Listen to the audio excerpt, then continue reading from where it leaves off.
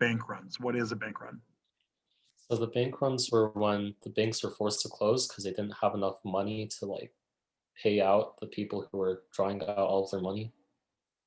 Okay. All right. And why don't the banks have enough money?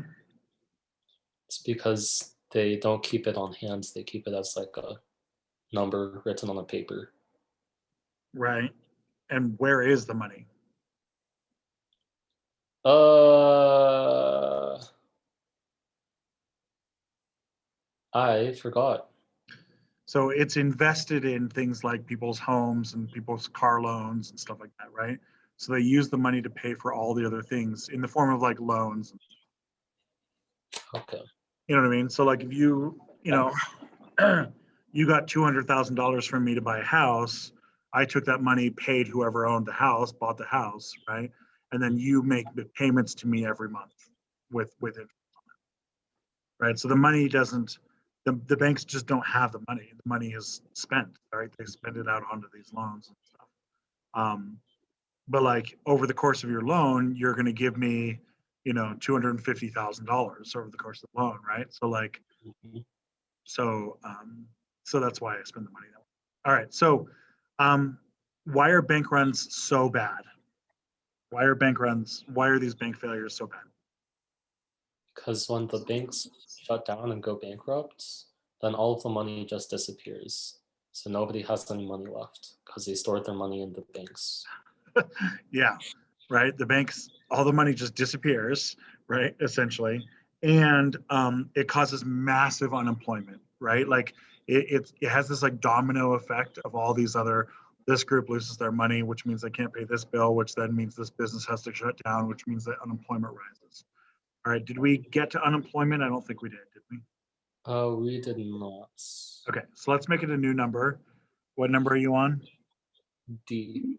D. All right, so D is unemployment. So the unemployment rate in the Great Depression, this is where we typically mark the Great Depression is as the unemployment rate starts to. Okay? Unemployment rate is measuring the number of the number of working age people who want a job and can't find one. So it's a number of working age people who want a job and can't get one. Right. So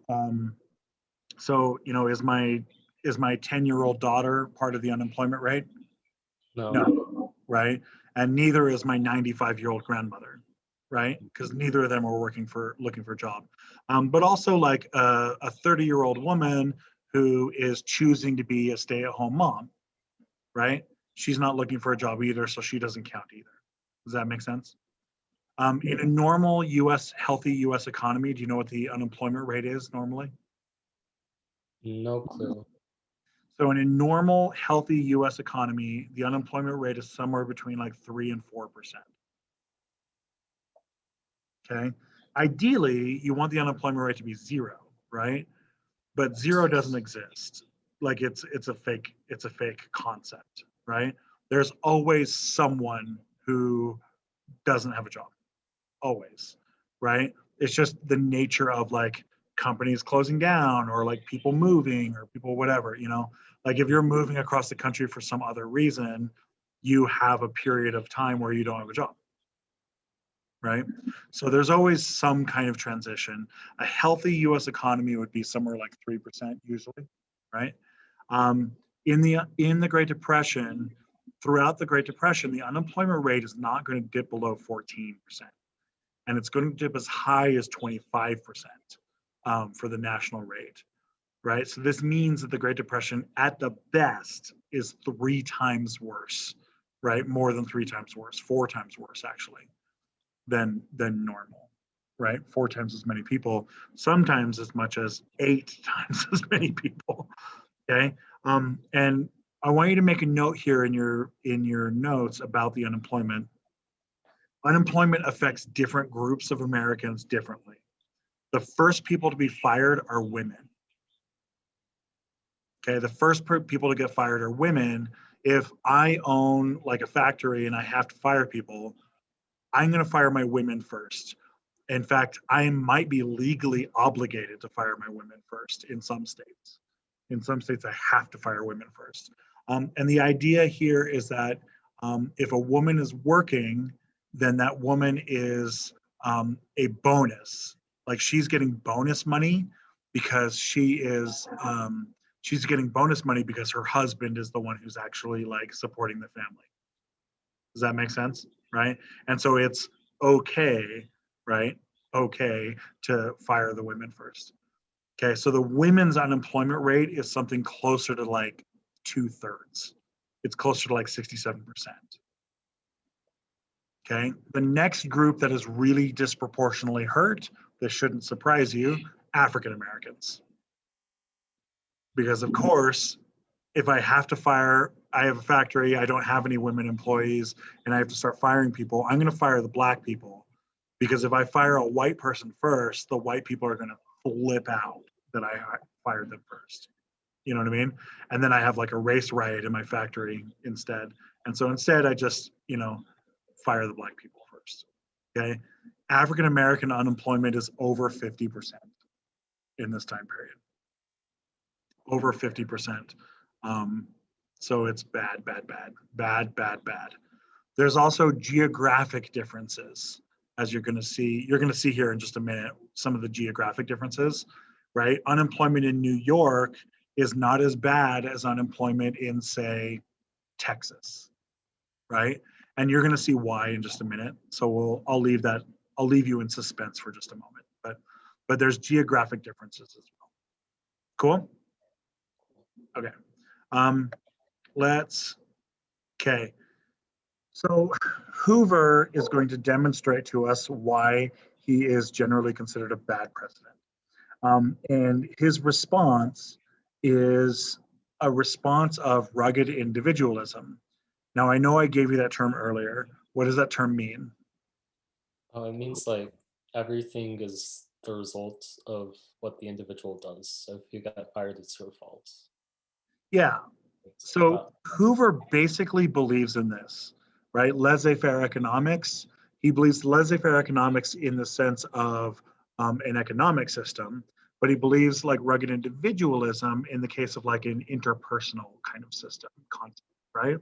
And so Hoover is going to prove to be very unsympathetic to the people who are fired, to these unemployment people, right?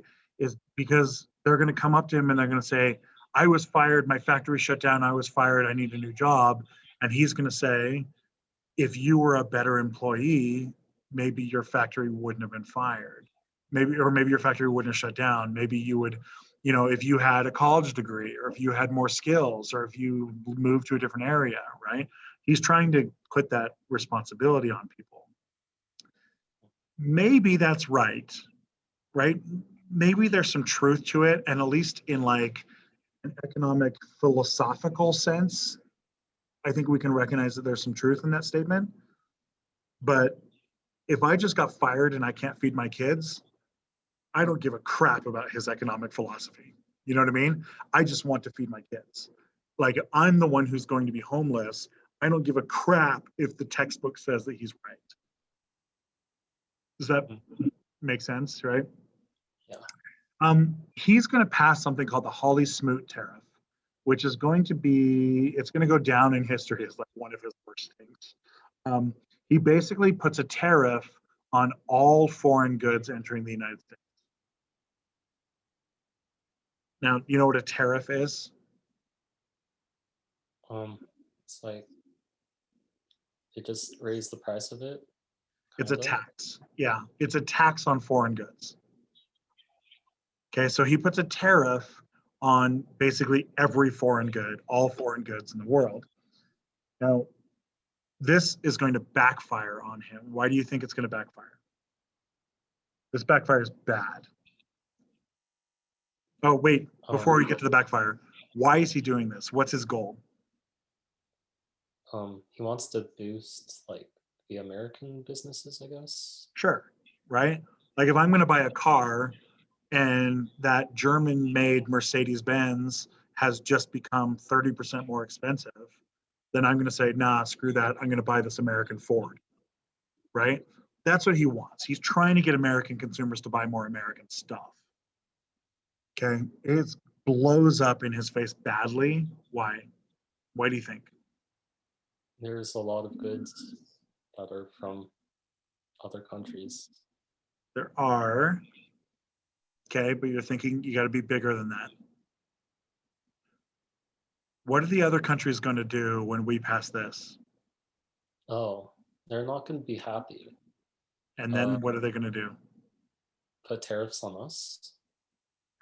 Bingo, right? So the foreign countries are really upset about this, and so they put tariffs on our stuff, and so American goods stop being bought, right? When they raise the prices, foreigners stop buying our stuff. Now, I'm going to let you in on a little secret here, Eric, okay? But it's a secret, so don't tell everyone. The world outside of the United States is a lot bigger than the world inside the United States. It's a secret. Don't tell anyone. It's a secret, right? As it turns out, most of the customers for American stuff are foreigners, right? Like people worry about how much stuff we import, and they don't really pay attention to how much stuff we export. As it turns out, we export like 3 times more than we import. Wah wah. So the Holly Smoot tariff actually raises unemployment. It raises unemployment and causes factories across the country to shut down. So well done, Hoover. Nicely done. Once this unemployment starts to skyrocket, we're going to start seeing Hoovervilles show up around the 30s. A Hooverville is a nickname. It's a nickname for a squatter settlement. In your AP geography, they call it squatter settlements, right? If you remember back to AP geography, they call it squatter settlements. Sometimes you hear them called shanty towns or slums. Okay, so a Hooverville is a squatter settlement where homeless people basically get together and make temporary housing out of whatever garbage they can find. So they scrounge and find whatever kind of boards or metal or maybe bricks or something that they can find, and they make a squatter settlement on it. They start to name these things Hoovervilles. The largest one is in Chicago, and the largest one in Chicago has almost 10,000 people living in it.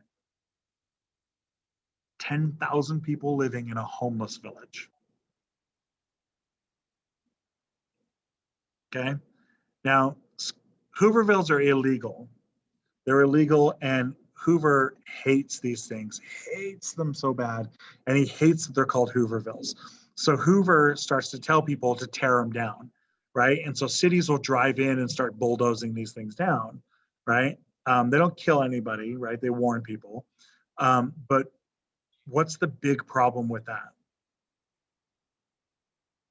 What's the big problem with tearing these things down? The people who were living kind of don't really have a place to go, so they'll just like make another one. Bingo, 100% correct, right? Tearing down a Hooverville doesn't solve the problem. All you're doing is just putting the problem off for another week or something like that, right? So if I tear down the big giant Hooverville, all I did was just create three little Hoovervilles that are all going to pop up a couple blocks away, right? And they start making these things on like parks, like city parks, or if they find like an empty lot somewhere, and they just start making these things. These things are sprouting up all over the country. All over the country. In Salt Lake City, Liberty Park became a Hooverville. Right? You know where Liberty Park is, right? In Salt Lake. Yeah. All right. Let's go to our next big number. Okay. Things are going to get worse. In case you thought things weren't bad enough, we have bank runs, we have a stock market crash, we have unemployment, we have Hoovervilles. Well, things are about to get a lot worse because the Midwest is going to start getting the Dust Bowl. So big number F, right? Because E should have been unemployment. So big number F is the Dust Bowl. Take a look at some of these pictures here. The Dust Bowl is giant sandstorms. Giant dust storms that start appearing in these cities, where entire farms just disappear in minutes. And in some cases, entire villages disappear, towns start disappearing as they're just buried in the dust.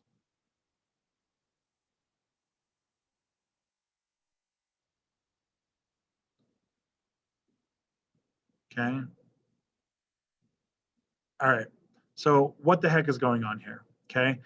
The Dust Bowl starts us off in 1932. We get a huge drought that hits the country. Okay. And this area here of the country, this like Texas, Oklahoma area here, right?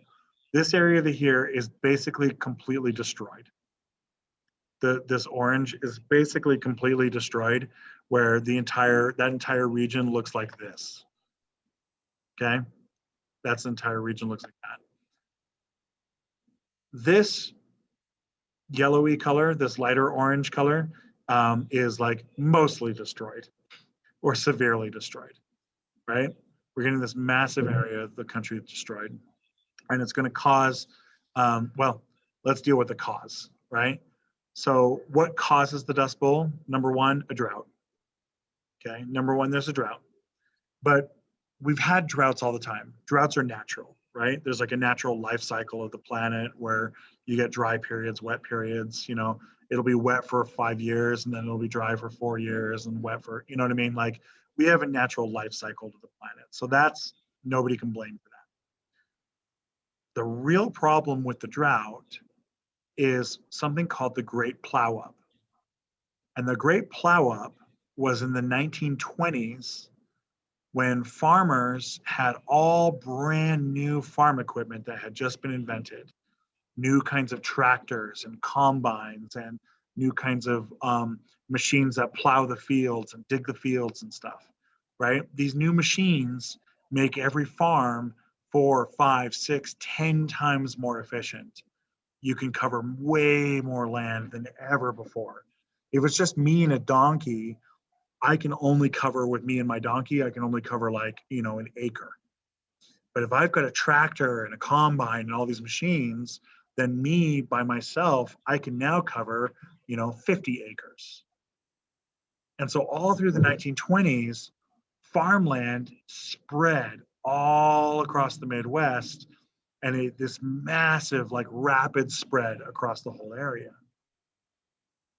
The problem is that during the Great Plow Up, you tear up all the natural plants, all the grass, because you got to tear all the grass out, right? Well, what's the problem with tearing out natural grass? What's the big problem? Makes the dirt loose, I guess. Vulnerable to erosion, right? The roots of the plants are what's holding the dirt together. It's not a problem if you can keep the fields wet, right? It's not a problem. And all through the 20s, that's what they did. They tore it up and then they kept the fields wet. It wasn't a problem, right? The problem comes when you get 3 months without rain and everything's dry and you can't plant and none of your plants are growing. And suddenly your entire farmland is not crops with their sweet roots holding in the ground. It's just dirt. And then the wind kicks up and you've got a dust bowl. Okay. This is a man-made disaster. This is a man-made disaster. Okay. The result of the Dust Bowl. We have a couple of results. Okay. First result is massive migration. People are going to start leaving this area and moving out west. Most of these people, millions of people, are going to move to California. They're going to try moving to California, right? There's all this word out there that California is, this land of gold, right? Where California, where it's raining and where the fields are lush, and California is the most agricultural state in the nation. It does have the largest agricultural production of any state, right? What are the Californians going to do? Oh, I'm sorry, the refugees, these are all Dust Bowl refugees. Their nickname is called Okies. Okie, Okie, as in from Oklahoma. Right. Yeah, that's the nickname.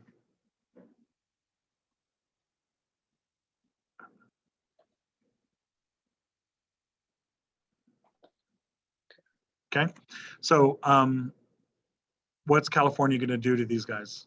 Is California going to open its arms and welcome them in? No. Unlikely, right? What is California going to do? Send them back? They're going to Probably. try. Yeah, California sets up National Guard units on the border and blocks them from coming in, right? And California says, hell no, you're not getting in here, right? And they say, hell no, you're not getting in here. They try to block it in. The problem is, can California legally block Americans from moving from one state to another? No. You cannot. That's not how it works, right? So California does eventually have to let them in, but the result is bad, right? The result is that California, it's going to increase unemployment in California, of course, right? And then what we're going to try to do is California is going to kick out all of its Mexicans because they're going to say we need the jobs for Americans, and so they try to deport their Mexicans. So they're going to deport somewhere around 2 million Mexicans. The problem with this, other than the ethics of deporting it, right? But the logistical problem is that about a third of the Mexicans they deported were born in the United States. They weren't actually Mexican. They were Americans. And the Californians don't really like ask a lot of questions. They kind of just grab the Mexicans and throw them on a train. And they just say, get out of here. And the Mexicans are like, hold on a second. I've lived here my whole life. I was born here, right? Right. In some cases, they're like, I've lived here for generations and generations, right? Like we were Mexicans before California was American, right? They're like, we didn't cross the border crossed us, right? But the Californians don't really care. So they don't really pay much attention to this. This is just racism, good old fashioned racism. So they deport all these Mexicans. All right, that was one consequence, the migration. The other consequence of the Dust Bowl, I think you can probably predict this, food shortages. So we're going to start getting food riots around the country because there isn't enough food being grown. For the first time in American history, we have famine. Right? Do you know what a famine is? Not having enough. Yeah, That's but all I know. it's bigger than that. The scale is bigger. So it's not having enough food on the scale of an entire country or region. Right. Okay. We're going to start getting famines across the country and famines in all different parts of the country.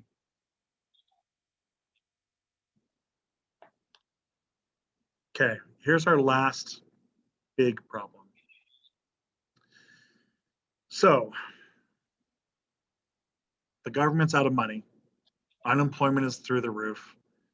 People aren't working, so they're not paying taxes, so the government can't pay for anything. And so the government stops paying veterans pay.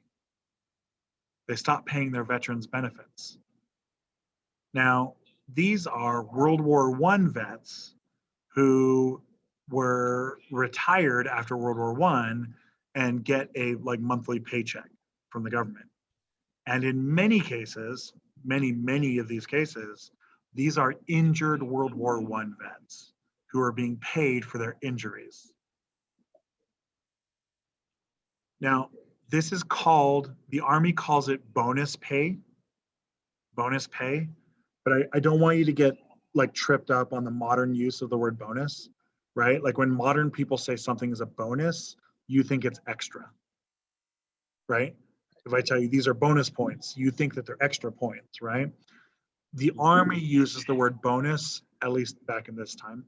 The Army uses the bonus to say this is pay for people who are not working for the Army right now.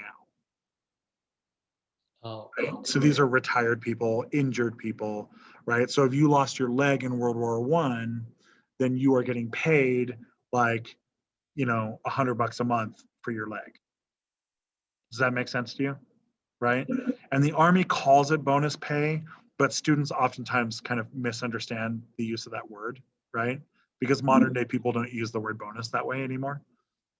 So when the government stops paying the veterans their benefits, these are retired veterans, injured veterans from World War I, they march on Washington, D.C. So veterans from all over the country start to head into Washington, D.C., and they start to collect in Washington, D.C., demanding pay, demanding their money. And so this is the Hooverville in Washington, D.C. that the veterans set up. Here's the picture of it in Washington, D.C., where the veterans start to set up their Hooverville. This is right outside the Capitol, right outside the Capitol, right down the street from the president. And President Hoover hates this. Now, here's the other problem. This is also an election year, and he's running for re-election. So this makes a very bad campaign poster, right? Vote for me and get more of this. That's a very, very bad campaign poster, right? So he orders the Veterans Hooverville to be shut down. And so what Hoover does is he sends the army into the Hooverville to attack the veterans and shut it down. Okay. So here's the most famous picture of this. This is the Washington, D.C. police officers fighting the World War I vets, stabbing somebody with an American flag as a weapon. Welcome to the Great Depression, right? If you didn't think it was bad enough, we're now declaring war on our own veterans. The result of this is that 2 veterans get killed and a baby get killed. 2 veterans and a baby get killed in this raid, and more than 1,000 veterans are injured, and the veterans fight back. And so they actually injure a bunch of soldiers too. The thing about veterans is that they know how to fight, right? So they fight back. Well, I think you can guess how this is going to affect the election, right? Hoover is going to be reelected with a resounding victory. Oh yeah, of course. No. What else would happen? Oh, here's the other picture, famous picture. You can see there's the Capitol building next to the veterans' houses that are being burned. Mm. Not the best campaign poster, right? Here's the election of 1932. Franklin Roosevelt's in blue. Yeah, Franklin Roosevelt's in the blue. Franklin Roosevelt wins by one of the largest margins in all of American history, of course. And Hoover is going to go down in history as one of our worst presidents. I don't think Hoover deserves to be the bottom, right? I don't think that's totally fair to him. He didn't cause the Depression, and he didn't cause the Dust Bowl, right? But he didn't make them better either. Like he really, really screwed up the response. And Americans are generally speaking going to be forgiving when their leaders are trying to solve the problem, right? Right. We are generally not very forgiving when the leaders are choosing not to solve the problem, right? And I think you'll see that because FDR is going to try to solve the problems and he's going to fail a bunch of times, and he's going to have some things that are a resounding success, some things that are a partial success, and some things that are a failure, right? But generally speaking, Americans are willing to forgive FDR because he's trying, right? And that's something that Americans are generally not willing to forgive Hoover for because he just doesn't try. We basically are like, screw that dude. Right? Makes sense? Okay, so we're